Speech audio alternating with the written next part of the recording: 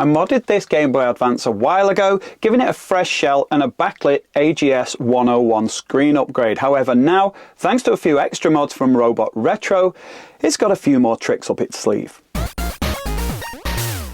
So I've actually installed two kits in this Game Boy Advance from Robot Retro. First of all, something called the Flex Amp, which is an audio amplifier and an upgraded speaker, so it's much louder when in use. And also something called an Overclocker Flex, which is an additional circuit that gets added into the Game Boy Advance and allows you to speed up or slow down your gameplay. Now that's actually something that's pretty useful. Sometimes you might have games that are a little bit slow going and you want to speed through them a little bit. Well, you can speed up your gameplay. Also, you might want to slow things down when stuff's getting a little bit more difficult. There's lots of different situations where this could come in. Also, I mean, I like making a lot of music on Game Boys using chiptune software like LSDJ. In this case, as you speed up and slow down, you also increase or decrease the pitch. So it gives you a lot more flexibility in terms of some of the sounds you can get out of it. Either way, this is something really interesting to do with a console. So when Robot Retro got in touch and asked me to try them out, I was only too happy to oblige. Now don't forget, the Game Boy Advance is not only for playing Game Boy Advance games, it's also compatible with original Game Boy games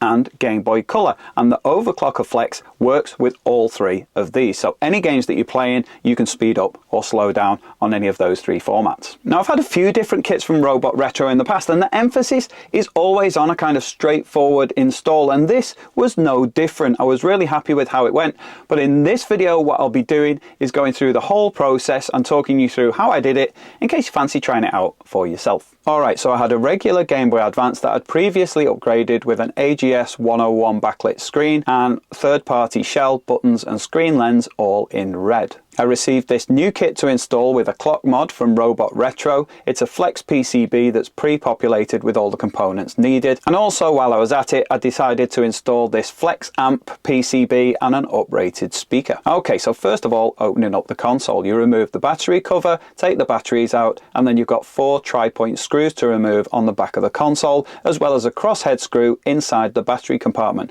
This one's a little bit awkward to get at depending on the screwdriver you're using, as there's not much clearance around it. Once you've got those screws undone, you can lift off the rear shell. Now you can see the ribbon and the red wire from my previous screen installation. If you haven't got that done, then obviously you won't see that in there. I removed the 2 crosshead screws holding the motherboard in place. You might have 3, there are 3 holes, but in this case I just had 2 screws. I removed the L and R buttons, the side bumpers and the power switch cover and lifted out the motherboard. I removed the screen ribbon by sliding out the clips at each side in a lateral direction in line with the motherboard surface, and then carefully sliding out the ribbon from its holder. The red wire that you can see was still connected, and I decided not to desolder it in this case, but normally you'd be able to just move the front shell out of the way altogether with the screen and buttons sitting in place. So of the 2 mods, I started with the speaker and the amplifier. I folded the original speaker out of the way to expose the 2 solder points where the wires were attached. I put some liquid flux on, then used my soldering iron and desoldering pump to help remove the wires, and then cleaned it up with some desoldering braid. I used the diagram on the Robot Retro website to prepare all the solder points by applying liquid flux, heating the pad with my soldering iron, and then adding a tiny little bit of solder. Next, I aligned the PCB in place, heated the area for each join, and added some additional solder.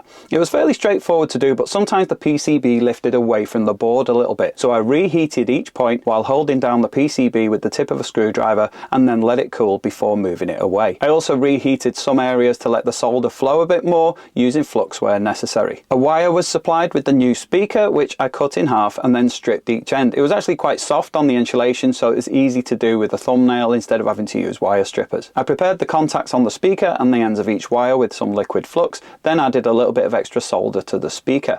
Then I held the end of a wire over each speaker contact and reheated the solder to absorb the tip of the wire and held it in place while it cooled. Finally, I heated the 2 pads on the PCB and added a blob of solder and repeated what I'd done on the speaker with the other ends of the wires. There's a potentiometer called a trim pot on the PCB that you can adjust with a small crosshead screwdriver. This is to set the preferred volume range, but I left it on the default setting. I figured I could always change it at a later date if I wasn't happy with the volume. Next up is the Overclocker Flex. Like the amplifier, this sits flat on the motherboard and solders to specific points, but before doing this, the original original clock crystal needs removing, which can be quite tricky. It's a flat mounted metal component. I decided to use hot air, but a soldering iron to heat the contacts while carefully lifting with a knife could also work too. I didn't want to cause any damage to the rest of the motherboard or accidentally remove any other components, so I applied Kapton tape, which is heat resistant, to the surrounding areas of the motherboard. After this, I set my hot air station to 350 degrees on a gentle airflow and heated the entire crystal to spread the heat towards the contact, as the whole component is made of metal. At various intervals, I tried lifting it gently with tweezers until it came away from the motherboard. This actually worked really well and was very easy, so it's just worth preparing carefully. I removed the tape, applied some liquid flux and cleaned up the remaining area with some more desoldering braid. Then I used isopropyl alcohol to clean up any residue with a cotton bud. After this, I checked the diagram on the Robot Retro website and applied flux on each point before applying a little solder. This was a little more tricky to get the right points than on the amplifier, but the diagram was clear enough to follow easily. Each time I'd put a bit more solder on, I placed the PCB over the motherboard to make sure I'd got the right spot. When it was all ready, I put the flex PCB in place, held down each point and melted the solder from the motherboard to attach to the points on the PCB. This was actually much easier using the tip of my tweezers to hold it down. I found it was easiest to do it with the solder from the motherboard first, just to secure it in place, then add a little bit more solder afterwards, and then reflowing it with some pressure applied from the tweezers to keep it all flat. Now, as well as the flex PCB, there's an optional wire that you can solder, and I absolutely recommend you do this, as it's pretty easy to do and it gives a visual indicator of the clock speed by making your power LED flash quickly or slowly. I stripped one end, fed it under the pins of the CPU, which is the largest chip on the motherboard, soldered it to the PCB before cutting the wire to size and stripping the other end and soldering it to the specified point DL2A. Now, this was actually really fiddly to do, and in hindsight I'd have been much better just cutting the wire to length, stripping both ends and then soldering it. So if you're doing it, that's the way I recommend you do it. I routed the wire to keep things as tidy as possible and reduce the likelihood of anything pinching on reassembly. I carefully slid the screen ribbon cable into its holder and clipped it shut on either side. The new speaker is actually a little bit smaller than the original one, and when I started to put things together it felt a little bit loose in its place and I didn't want it to rattle. So I took some foam and a little bit of double-sided tape, stuck that on the back of the speaker, and that means that the motherboard just kind of holds it in place without any excess vibration. I carefully checked that the motherboard would sit flat and that all wires, buttons, silicon membranes and so on were in place correctly. Then I secured it in place with the two crosshead screws. I then put all the plastic parts back in place and put the rear shell back on, but it wouldn't quite sit properly even when I'd relocated the shoulder buttons that weren't correctly aligned. I noticed that there's a cylindrical support on the rear shell that was actually pinching the red wire, so I rerouted that and tried again, and this time it all went together much better. It's a general rule of thumb that if things won't fit, forcing it is going to make it worse, so it's just worth taking your time, checking and seeing where the reason for it not fitting together is, rectifying that and then carefully trying again. I held the shell together while I carefully reinserted the 4 tri-point screws and the crosshead screw that's in the battery compartment. Don't rely on the screw to pull the shell together, as this can strip the threads on the plastic. Instead, if you hold the shell securely together and then put the screw in until it stops turning, you get a much better result. So at this point it was ready for testing. I put my Pokemon Yellow cartridge in place. The Game Boy Advance, of course, is compatible with Game Boy, Game Boy Color and Game Boy Advance games, and I switched it on. The speaker was loud, so I definitely knew that part of the mod had worked already. Next up, the clock speed. So there's 7 speeds in total, with 3 below and 3 above the regular clock speed. Holding start and pressing up will increase the speed and pitch.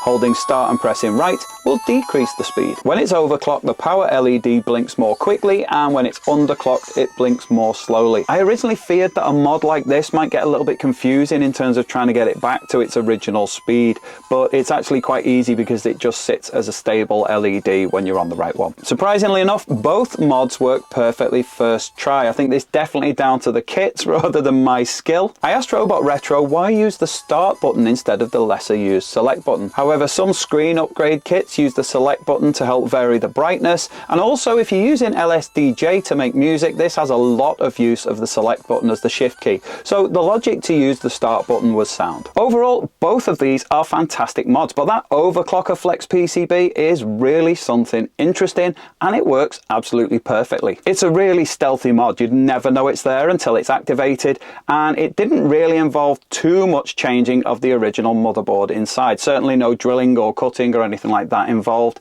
Removing the original clock crystal was a little bit scary, but as with all these things, you take your time, you're careful with it, it turns out fine. So once installed, it'll help you speed run through some slower games, and if you're so inclined, maybe cheat your way through some trickier bits on some more challenging games. And as I mentioned before, the blinking LED makes it really easy to track what speed you've got it set to. And although you can easily cycle through all these different speeds mid-game, I haven't noticed any effect on any sort of flickering or anything like that on the screen. The display is still nice and stable, and the sound is still great, apart from, of course, the pitch increasing or decreasing with the speed. Now, you can buy both of these kits directly from Robot Retro's website. Also, ZedLabz supply those, and I'll leave links for both in the description. The ZedLabz link is an affiliate link which supports my channel and also gets you a little bit of a discount, but the prices across the two websites might vary, so just go and take a look at both. I'll link them both down there for you. Game Boy Advance all finished and working pretty well. If you enjoyed the video, please leave a like, comment if you feel the need to, and subscribe if you haven't already. I would totally